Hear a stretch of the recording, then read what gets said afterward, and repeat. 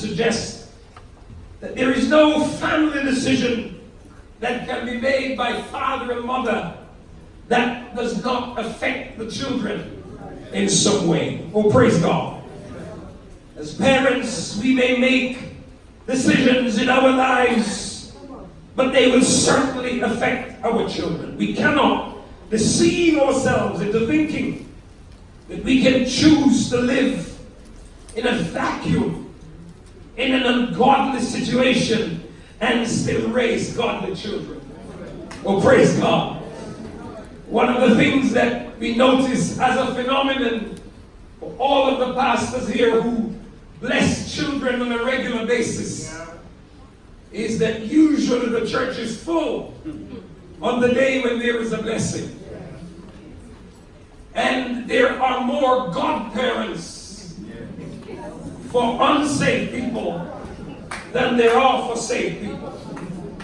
One of the things that the people in Manchester will bear me witness, that I always say to them, it would be futile for you to think that you can be a smoker and try to raise your child not to smoke.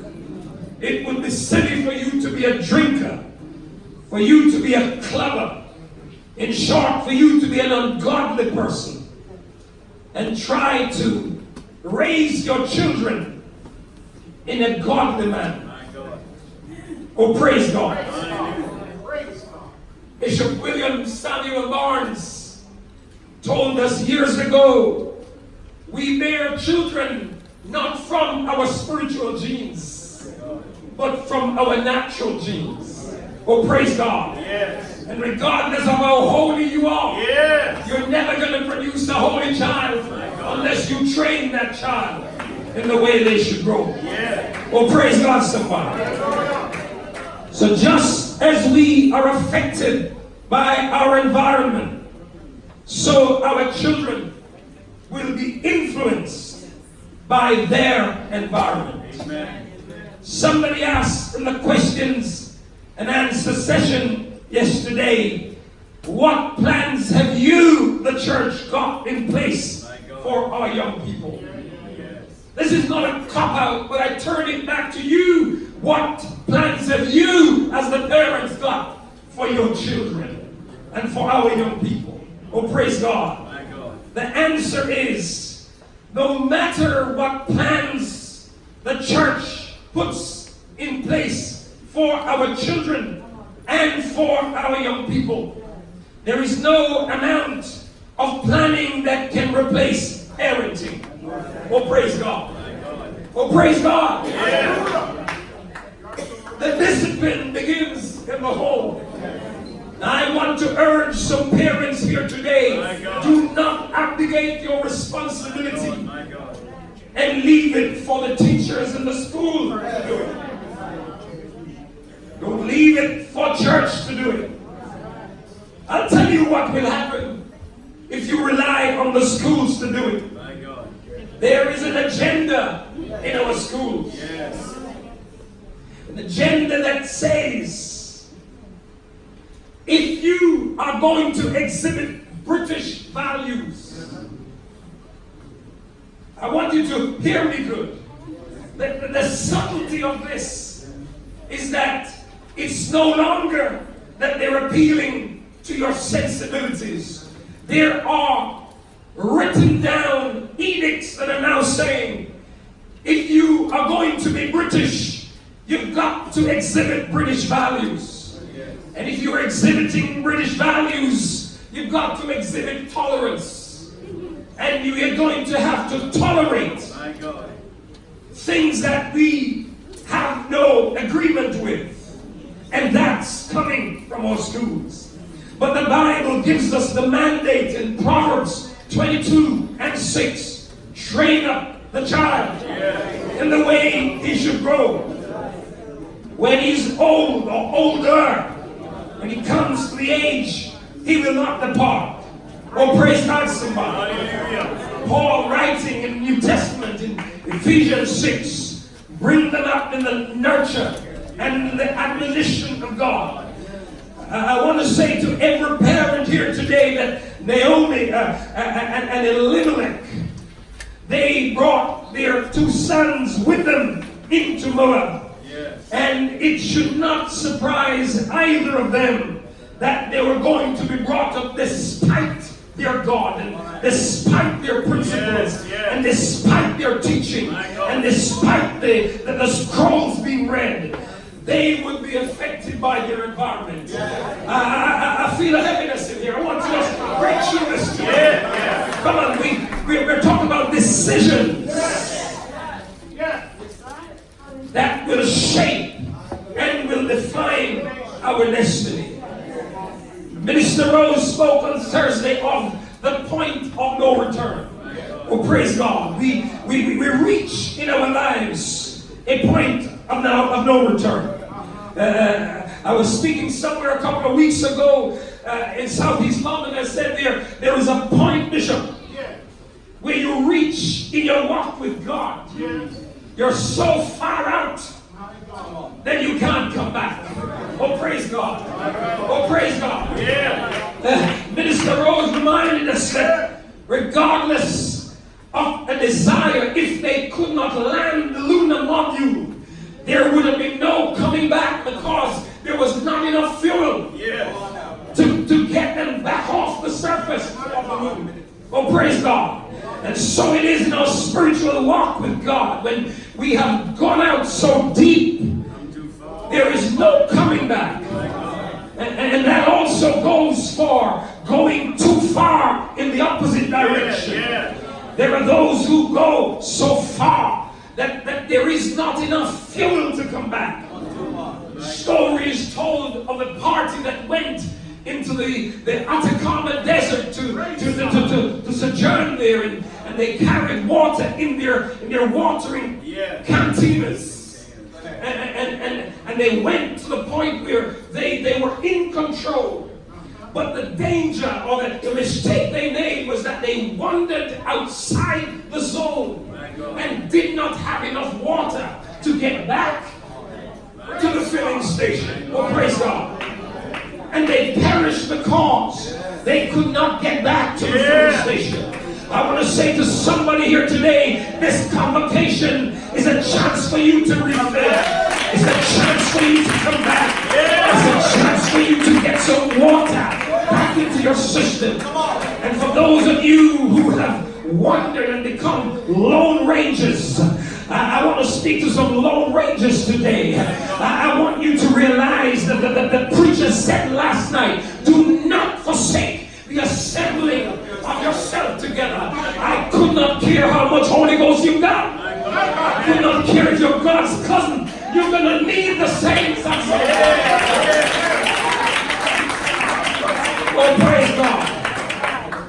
If you keep telling me how holy you are, and then I turn up at your church, you're not there. I turn up at your Thanksgiving, you're not there. I turn up at everything, the church is gone, and you are living your Lone Ranger life on there. Come back into the house. Because our decisions determine our destiny. Do not wander so far that you do not have enough fuel or enough water to get back to the filling station. Elimelech's decision to sojourn in Moab was for him a point of no return. His fate was, as it were, sealed, like a film in which there is a part for an actor that only goes in scene 1. Elimelech is written out of the story in the 3rd verse of chapter 1. In other words, he's not the star of the picture. And there is nothing more for him to do because he has done all he's going to do. But the decision that he made would have consequences for his wife and for his 2 sons. Oh, praise God, somebody.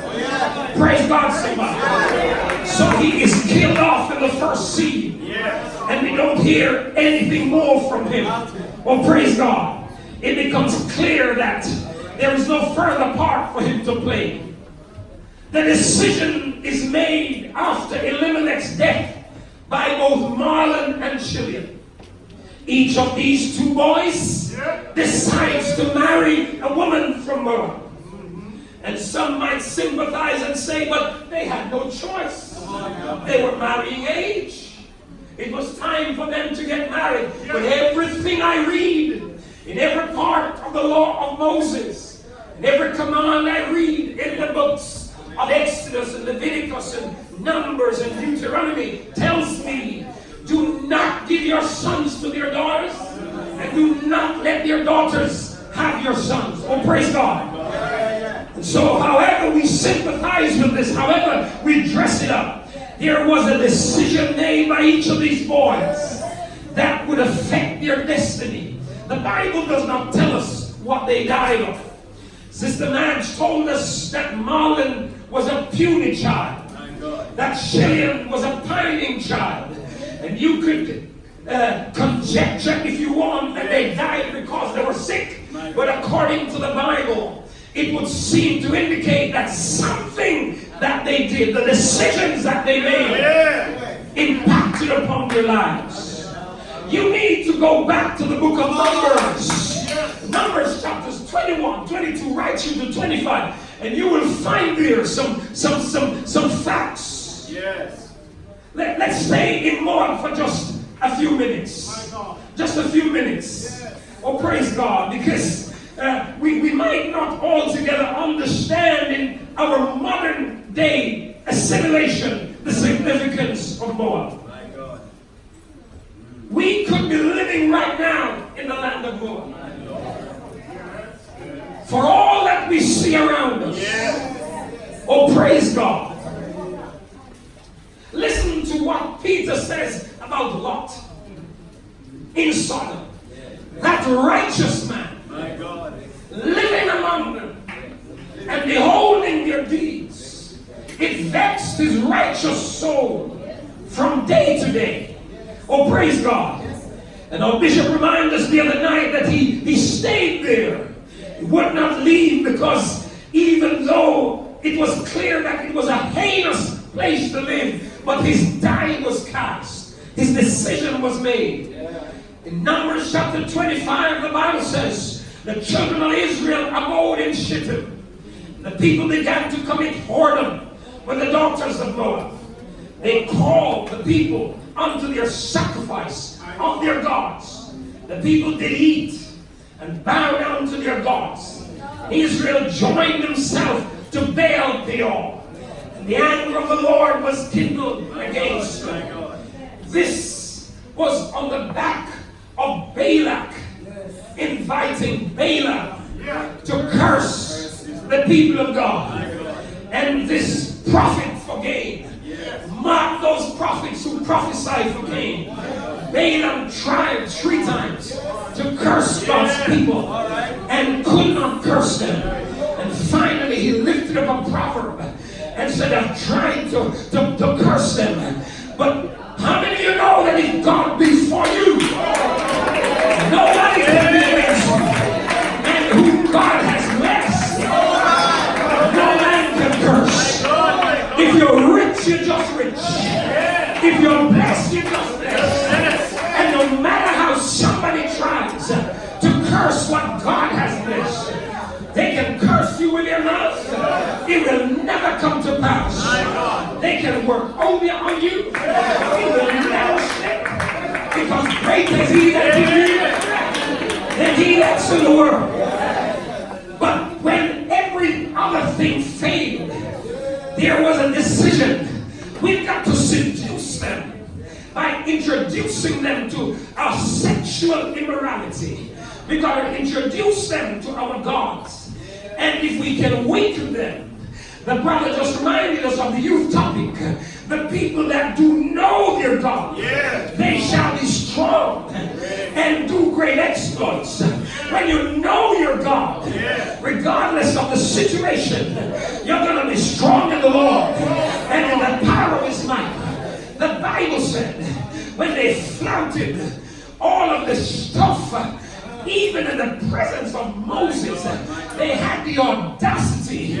One of the Israelite men brought a Midianite woman in the tent in full view of God's prophet, the man of God.